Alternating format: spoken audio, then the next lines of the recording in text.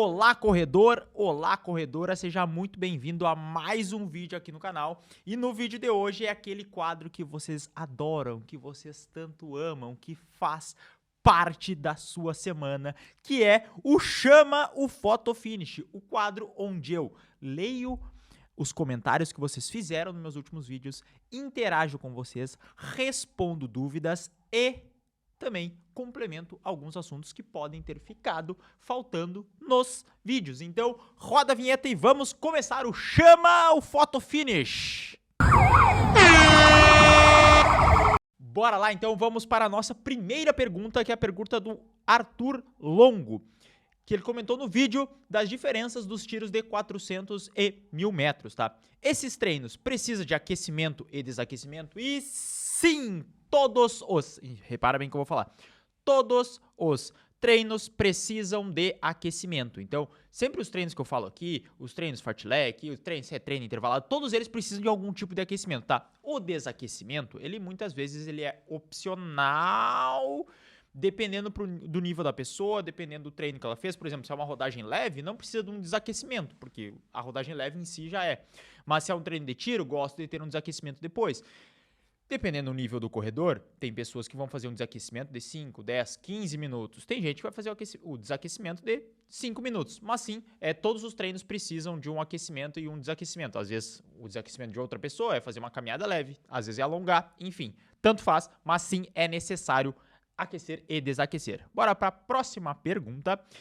É a pergunta da Ludmilla, no vídeo aí, como que vai mudar a forma como você vê a evolução e as lesões, a analogia do balão. Esse vídeo ficou muito bom, inclusive. Eu busco baixar meu pace e correr uma distância maior ao mesmo tempo. É possível? Hoje eu corro 5 km em um pace de 5,45. Minha meta é chegar em um pace de 5 no 5 km. Ótima meta, continua treinando que você vai chegar lá.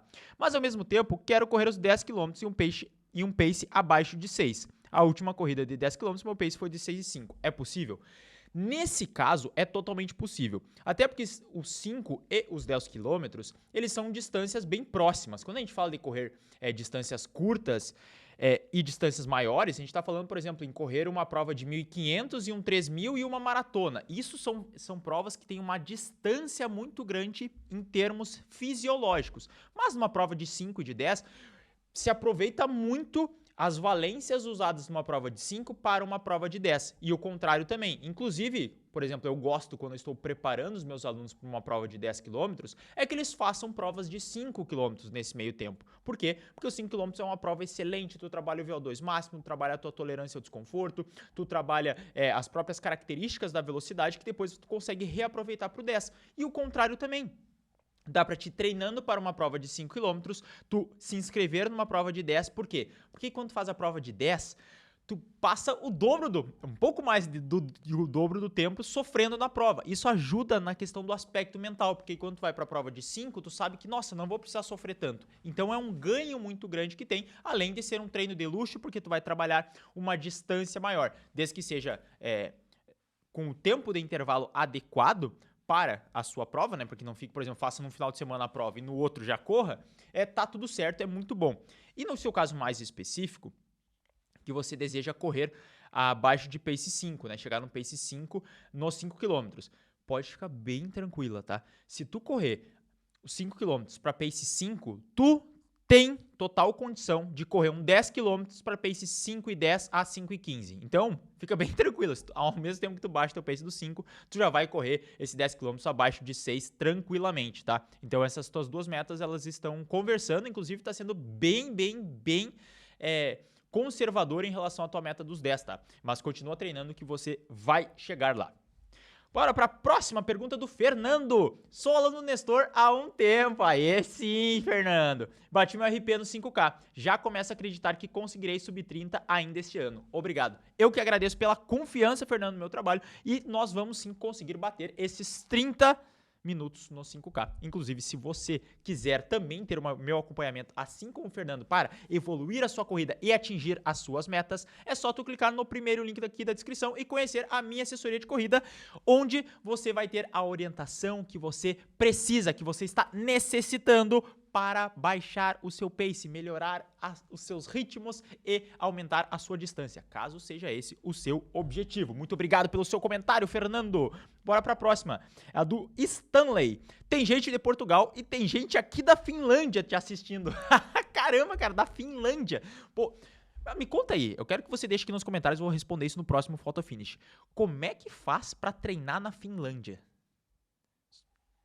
Cara, como que treina aí? Finlândia, pô, dependendo da época do ano, é na Finlândia que tem o sol da meia-noite? Não, Noruega, mas também a Finlândia é meio próximo, né? Pô, cara, fiquei curioso. Por favor, comenta aí que eu quero saber como é que treina na Finlândia. E muito obrigado por acompanhar os vídeos. Inclusive, se você está assistindo esse vídeo, você não Stanley, né? Você mesmo, com você que eu estou falando. Já deixou o like? Sabe, né? Se não deixou o like, não baixa o pace. Eu, se fosse tu, não arriscaria. Então, deixa o like aí. Bora para a próxima pergunta. É a pergunta do Paulo Ricardo Claus. Já comentou aqui, eu lembro desse nome, hein? Nestor, e os fortalecimentos de academia se encaixam como treino forte? Chegam a atrapalhar um treino de qualidade no dia seguinte? Ou talvez o treino forte chega a atrapalhar o fortalecimento do dia seguinte? Então, eu não considero o treino da academia como um treino forte de corrida. É claro que ele gera uma fadiga residual, principalmente se ele não for feito da maneira correta, mas ele não é considerado um treino forte. Sobre os treinos de qualidade, tem que sempre pensar aquilo que você quer dar ênfase. Então eu sempre falo, Nestor, é possível ter foco na corrida e ter foco em hipertrofia ao mesmo tempo? Dá para conseguir as duas coisas, mas as duas coisas não serão tão grandes os teus ganhos, porque a via de treinamento da hipertrofia e a via de treinamento da corrida, elas são um pouco diferentes, dá para você conseguir isso. Mas você tem que sempre pensar qual é a sua prioridade. Se a sua prioridade for os treinos de corrida, como a minha prioridade então sempre os treinos de corrida são aquilo que você tem que priorizar. Óbvio, né? Se é a tua prioridade, tô sendo redundante. Mas o foco vai ser nos treinos de corrida. Os treinos de fortalecimento entram como um auxiliar, porque sim, são necessários para melhorar a tua qualidade do tendão, melhorar a tua força, melhorar a tua disposição geral. O que dá para fazer? Tem algumas divisões que são feitas. Dá pra gente fazer, por exemplo, um treino de força no mesmo dia do treino de tiro. Tu faz os dois no mesmo dia, porque aí tu fica com um dia mais pesado, mas o próximo dia é leve. Dá para fazer também, se você treina, por exemplo, 3, 4 vezes na semana, fazer um dia de treino de perna no meio desses 2 dias de corrida. E aí, Nestor, por exemplo, faz o treino forte treino forte de corrida na segunda, treina a perna terça, quarta faz leve, quinta já dá para fazer um outro treino forte de corrida, treina leve na sexta. E aí, por exemplo, pode fazer um leve na sexta mais um fortalecimento e aí o longão no sábado ou no domingo. É uma divisão muito boa, tá? Inclusive, se você deseja saber um pouco mais, aprender como fazer fortalecimento da maneira correta, tem link aqui na descrição também pro meu curso, na verdade, uma masterclass, que é o fortalecimento inteligente, onde é que eu te explico passo a passo como tem que ser feito o seu fortalecimento dentro da academia. Tem link aqui na descrição também. Então, basicamente é isso, tá? O treino forte, o treino de academia, ele não se enquadra como um treino forte, beleza? Claro, se você estiver treinando para hipertrofia, onde é que você vai fazer muitas repetições e ter uma fadiga muito residual, isso também vai prejudicar o seu treinamento de corrida. E nesse caso, tem que ver realmente o que você quer priorizar naquele momento, se vale a pena manter todo aquele volume, mas aí são adaptações muito individuais. Vamos para a próxima pergunta, que é a pergunta do VR Treinador. Treinador que fala que esse meio é Junk Miles, no vídeo de como correr 5 km abaixo de 20 minutos. E cara, por favor, me mande quem são esses treinadores, que eu quero ler este material e buscar entender essa visão. Eu aqui não sou o dono da verdade, mas eu sempre busco trazer aquilo que eu leio, que eu estudo, que eu aplico e que eu vejo que tem resultado. Junk Miles, sempre eu ouvir ser referido como as milhas lixo, aqueles quilômetros extras que as pessoas fazem que elas não colhem os benefícios necessários. Então é muito mais para aquela pessoa, por exemplo, que vai fazer um longão, e aí, digamos que ela consiga aguentar 15 quilômetros, tá? 15 quilômetros ela corre bem, corre com uma boa técnica, corre legal, corre bem encaixado. E aí, ao invés dela fazer só esses 15 quilômetros, ela faz 20. E aí os últimos 5 km ela começa a entrar num estado de fadiga muito grande, a técnica dela já se perde, fica aquela luta contra um desconforto e aí meio que essas milhas são um lixo, porque só tá causando um estresse e não tá colhendo o benefício necessário. Ou é aquela pessoa que faz muito volume ao longo da semana e é um volume, por exemplo, que ela teria que correr digamos assim, ela corre a 4. Então, o treino leve dela seria a um pace 5,30, 6. E ela faz rodagens a pace 7,30. Então, são milhas, são quilômetros que estão muito distante da realidade dela e ela vai colher pouquíssimos benefícios para o tempo que ela está investindo. Então, isso são consideradas junk miles. Ele não precisaria estar fazendo aquilo naquela velocidade ou nem precisaria estar fazendo aquele treino. Se fosse fazer, era melhor fazer um treino mais curto, mas com uma qualidade melhor que iria colher melhores benefícios. Então, basicamente, esse é o entendimento que eu sempre vi sobre junk miles. Mas, se caso tu tenha algum ponto interessante, pode me chamar lá no Instagram. Inclusive, tem link pro meu Instagram, link pro meu Strava, link pra minha newsletter, link pro meu playbook de como baixar o pace na corrida. Tudo na descrição deste vídeo. Vamos para a próxima pergunta. Pergunta do PC Gamer. Um negócio engraçado, tá? Eu era gamer antes de coisar assim. Eu tive uma época que eu jogava muito, tá? E eu estava na faculdade ainda nesta época. E eu demorei 1 ano e meio juntando minha bolsa da faculdade. Na época era R$250 que eu ganhava por mês. Demorei 1 ano e meio para comprar o meu computador gamer. E agora eu nem jogo mais. Mas eu tive essa fase. Fala, Nestor. Eu já corro faz 5 meses e sempre tive uma dúvida nisto. 1. Teria uma maneira certa de respirar durante a corrida? Digo, sempre devo encher o máximo que consigo de ar ou posso ficar tendo uma respiração mais rápida? 2. No seu vídeo sobre fortalecimento, tirando terra, não houve nenhum exercício específico para posterior. É desnecessário fazer exercícios isolados ou que foquem mais nessa parte, tipo stiff, uma vez que exercícios compostos já trabalham essas partes, mesmo que não especificamente para elas? Vamos responder a primeira pergunta e não tem jeito certo de respirar. Você respira como o seu corpo está achando. Tem uma famosa frase do Arthur Lydiard, que é basicamente o pai da corrida moderna, que ele fala que tu tem que respirar pelo nariz, respira pela boca, respira pelos ouvidos se tu conseguir. Tu tem que só colocar o ar para dentro. E essa questão de inspirar, tu só consegue fazer essa respiração, e eu acho que deve ter zoado todo o áudio agora, se você está escutando isso no fone, peço perdão, mas você só consegue fazer isso se você está correndo leve. Porque quando está correndo forte, meu amigo, minha amiga, não existe maneira certa de respirar, é todo... Tu vai puxando o ar do jeito que dá. Então não precisa se preocupar, não existe técnica de corrida. Se alguém tentar te vender curso de respiração para correr mais rápido, não caia nisso. Existem sim técnicas de respiração que servem para acalmar, para técnicas de relaxamento, anti-ansiedade. Tem exercícios respiratórios que são muito bons para serem feitos, mas não durante a corrida. Durante a corrida, o foco é em correr. Não importa muito como tu respira. E o número 2, sim, tem exercícios de posterior que eu considero muito interessantes. O stiff unilateral, principalmente, é muito bom. Tem o búlgaro, tem flexão nórdica. Tem um vídeo mais recente que eu fiz, que é sobre a tier list de exercícios para corrida. Eu acho que tu vai encontrar essas respostas lá, tá bem? Pesquisa aí no canal que tu acha. Aquele vídeo é um pouquinho mais antigo, acabei não colocando nenhum. Mas sim, tem que fazer exercício para a parte posterior do corpo. Inclusive, ela é sempre a parte mais negligenciada, tá? Então, é muito bom. Inclusive, se quiser saber mais, tem link do fortalecimento inteligente na descrição. A pergunta do Andre Christopher. Um fortalecimento em casa com peso do corpo 2 vezes na semana já é válido? Sim, é válido, é melhor do que não fazer nenhum fortalecimento, só que sempre quando você vai treinar em casa, você precisa ter um domínio muito maior das progressões dos exercícios e entender de uma maneira melhor, porque como a gente não tem uma sobrecarga, a não ser que você compre, por exemplo, como tu falou, peso do corpo, então acredito que você não tenha nenhum peso. Acaba que chega um determinado momento que você se limita. Por exemplo, estou fazendo um búlgaro. Pode ser que tu tá começando na corrida e aí tu tá fazendo um búlgaro em casa somente com o peso do teu corpo. Pô, passou 2, 3, 4 semanas, já não apresenta mais esforço para você. E aí, se você quisesse progredir dentro desse exercício, precisaria ter um halter, um kettlebell, um peso adicional.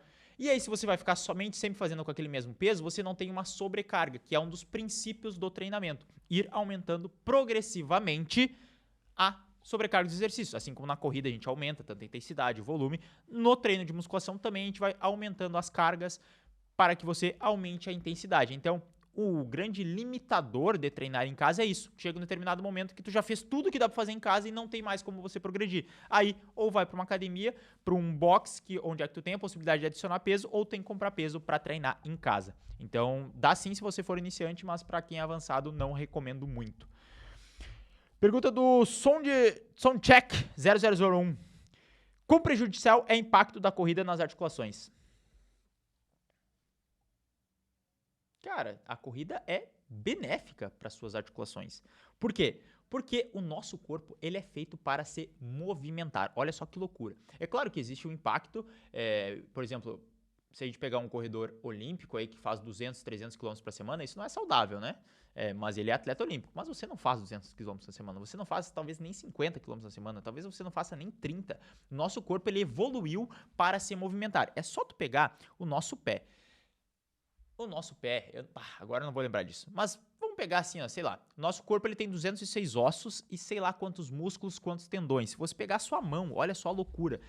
Tem uma falange aqui, tem outra falange aqui, olha só toda a complexidade aqui só num dedo, aí tem outro dedo, aí tem todos os ossos e tendões da mão. Então, quanto mais movimentos nós fizermos, melhor vai ser para o nosso corpo e explorando diferentes amplitudes de movimento. Tanto é que tem um livro muito bom, que é a História do Corpo Humano, do Daniel Lieberman, que inclusive eu emprestei para um amigo meu, ele nunca mais me devolveu, e até se mudou de cidade, e eu acho que eu perdi esse livro, vou ter que comprar de novo. Mas ele fala que o nosso corpo ele evoluiu para se movimentar. Inclusive, a maioria das doenças que nós temos atualmente ele chama de doenças de desajuste, que são doenças relacionadas ao desajuste do nosso corpo ao estilo de vida atual, seja o excesso de celular, a falta de movimento, o excesso de ingestão de comida ultraprocessada, a falta de estímulo de força, a falta de estímulo aeróbico. Nesse mesmo livro, ele fala que pegando jogadores de tênis, então tem o jogador de tênis, né, tem a raquete, ele fala que a densidade óssea de quem rebate do braço do tenista que rebate a raquete chega a ser 40% maior do que o mesmo tenista com o outro braço. Ou seja, por ele usar o braço rebatendo e tendo esse impacto, o osso se tornou bem mais forte do que o outro braço. Então, isso também acontece na corrida. Por isso que eu falo, por muito tempo criou-se a ideia de que a hidroginástica era o exercício completo. Talvez você já tenha escutado isso. Eu, como era da educação... Era não, né? Eu sou da educação física, mas durante o curso, escutei por muito tempo que a natação era o exercício completo. Só que ela não é o exercício completo. Por quê? Porque ela não tem algo fundamental para nós, seres humanos, que é o impacto. Nós precisamos de impacto para ter músculos mais fortes, ter tendões mais fortes, ter ossos mais fortes. Por isso, o impacto da corrida nas suas articulações, ele tem impacto, claro, mas esse impacto, desde que feito da maneira correta, sem exagerar ou muito volume ou a intensidade, será benéfico para você. Então esquece isso, só treina que vai ser melhor para a sua saúde. Daqui uns 30 anos tu vem e volta aqui, neste vídeo aqui e agradece. Muito obrigado, Nestor. Há 30 anos atrás você falou que a corrida era importante para mim. E aí tu pode agradecer. Vai ser muito vai ser muito bom. Vamos para a próxima pergunta. É a pergunta do Alex. Não vou precisar do rolinho. Minha esposa é massoterapeuta. Pô, aí tu tá em casa, cara. Muito bom, hein? Essa escolha é sábia. Sabe a escolha. Parabéns. Bora para a próxima, do Marcelo Bragato. Top, Nestor. Perguntas para o Photo Finish. 1. Dá para fortalecer sem pagar uma academia? Dá para fortalecer sem pagar a academia bem tranquilamente. É aquele mesmo exemplo que eu falei anteriormente. 2. Horas de sono aceitáveis para descansar o corpo, descartando a individualidade. Cara, descartando a individualidade, eu ia falar 7, 8 horas. A maioria, eu muitas vezes não consigo ter 7 horas de sono por noite, mas muitas vezes do que só olhar para a hora, para a quantidade de tempo bruta que você está dormindo, também precisa olhar para a qualidade desse sono. Porque muitas vezes alguém que dorme 6 horas, e essa pessoa ela dorme 6 horas, por exemplo, das 10 da noite às 4 da manhã, e essa é um sono contínuo, ela tem uma qualidade de sono muito melhor do que muitas vezes alguém que dorme 8, mas dorme das 6 da manhã às 2 da tarde. Porque é um horário que nosso corpo não está tão habituado, e essa pessoa talvez fique acordando no meio da noite, então aquele sono picotado que não consegue encaixar dentro das fases do sono, que a gente tem fases de sono REM, N-REM e o sono leve, o sono profundo. E aí, então, são muitas variáveis, assim, mas o foco principal tem que ser na qualidade do seu sono. Se conseguir qualidade e quantidade, está muito bom. Inclusive, eu vou fazer um vídeo específico sobre isso, mas espero que essas dicas já estejam te ajudando. Próxima pergunta do Valdemir Barbosa. Fiz um treino de 20 tiros de 200 metros para 38 segundos com 40 de descanso. Pô, legal, já fiz esse treino também. O próximo treino seria moderado ou leve? Cara, eu não sei. Não tem como dizer. Eu não sei a tua programação de treino. Isso aí é para ser um treino moderado? É pra ser um treino. Qual o objetivo desse teu treino? Não tem como te dizer. Porque se eu não sei o que tu faz antes, nem o que tu faz depois, não tem como te dar um direcionamento. Um treino só não me diz nada. Tu pode ter feito esse treino e ele ter sido fraco pra ti. Pode ser que tu nem tenha estimulado o quanto você poderia estimular. Pode ser que tenha sido muito forte para você. Então, não tem como dizer. Se tu quiser realmente que eu diga e faça um planejamento adequado para o seu desempenho, clica no primeiro link da descrição e vem conhecer a minha assessoria. Próxima pergunta do Rodrigo Pereira. Ótimo conteúdo como sempre. Ainda naquele vídeo sobre a analogia do balão. Um adendo para o conceito de antifrágil. Frágil, facilmente danificado ou quebrado por estresse ou pressão. Resistente, suporta estresse e pressão, mas não muda fundamentalmente em resposta a eles. Resiliente, absorve estresse ou pressão, se moldando para adaptar-se, mas retorna à forma inicial quando removido os estímulos. Antifrágil, absorve e se molda aos estímulos, mas ao removê-los, volta mais forte, podendo absorver estresses e pressões mais altas. Muito obrigado, Rodrigo. Que complemento perfeito para o vídeo. Então, muito obrigado pelo comentário mesmo, foi ótimo, ajudou a esclarecer os conceitos, inclusive você pode ver o comentário do Rodrigo e o vídeo também, que está muito bom. Próxima pergunta, então. Opa. Arthur Palauro. Professor, supino baixa pace. Pode confiar. Realmente, o supino baixa pace, assim, com a rosca bíceps, né? Ele acaba baixando pace, então faz o supinão, a galera que é maromba da academia realmente vai colher benefícios disso aí. Segue no supinão que vai dar certo. Bora para a próxima pergunta. Pergunta da Lana. Professor, fazer elíptico no descanso me ajudaria para a corrida? E aí tem a resposta do Lucas embaixo. Tem essa dúvida também. Mas no meu dia off, gosto de fazer 15 minutos de elíptico e 15 minutos de bike, a 50% da minha frequência cardíaca máxima, para fazer uma recuperação ativa. Faço 1 a 2 vezes na semana, mas em dia que treino pós-fortalecimento, porque tenho tempo e percebo que é bom até para um aumento significativo de volume. Faço 100 km semanais, tenho 16,40 do 5K. Pô, muito, muito legal essas perguntas. Assim, ó, entre fazer elíptico, por exemplo, a pergunta da Lana, que ela faz o elíptico, ou se ela pudesse correr uma vez mais, eu aconselho a correr uma vez mais, porque vai ser mais específico, vai estar trabalhando as questões específicas da corrida, trabalho no impacto, tudo mais, mas assim, ó, vai te ajudar de uma maneira geral a ganhar mais condicionamento, mas não, assim, ó, não é tão específico assim. Então, é legal, dá pra fazer, mas eu prefiro ainda, se puder, ter esse tempo para fazer um treino, adiciona mais um treino de corrida que você vai colher mais benefícios. Próxima pergunta, o JP Run. Tenho treino 5 vezes na semana e minhas provas são meia maratona e maratona. Posso começar a semana com uma rodagem de 12 a 15K leve por volta de 5 a 5,10? Cara, não sei. Não sei se teu 5 a 5,10 é leve. Não sei o que tu fez antes. Não sei o que tu vai fazer depois. Mesmo caso ali do pessoal, do cara que estava dando tiro de 200 metros. Sem ver o contexto geral do teu treinamento, não tenho o que comentar. Então, segue isso. Tu acha que tá certo, você tem treinador, enfim. Não tem muito o que eu falar sobre um treino isolado. Próxima pergunta da Carol. Olá, Nestor. Pular corda também é bom para corrida? Sim, pular corda é bom para corrida porque é como se fosse um exercício pliométrico, né? Você está trabalhando o tempo de contato com o solo e fazer isso o mais rápido possível. Inclusive, o pular corda, ele é muito usado por velocistas para trabalhar essa questão de velocidade. Quando eu digo velocistas, 100, 200 metros, né? Pessoal da pista mesmo. Só que tem que cuidar muito a questão do volume, porque você já tem também esse trabalho pliométrico grande na corrida. E aí, se você vai colocar mais sobrecarga através da pliometria, do pular corda, pode ser que sobrecarregue seu corpo. Acontece às vezes com o pessoal do CrossFit, que tem uma rotina muito puxada e aí começa a pular corda, começa a fazer muitos saltos e aí tem canelite ou tem alguns problemas. Então eu só cuidaria esse volume, mas ela ajuda sim. Não ajuda tanto quanto um treino de força mesmo, mas pode ajudar. Pergunta do Os Eletrônicos Sem Noção. Eu geralmente faço fartlek e progressivo e não faço tiros. Tenho melhorado meus resultados. Será que os tiros potencialaria? Essa palavra?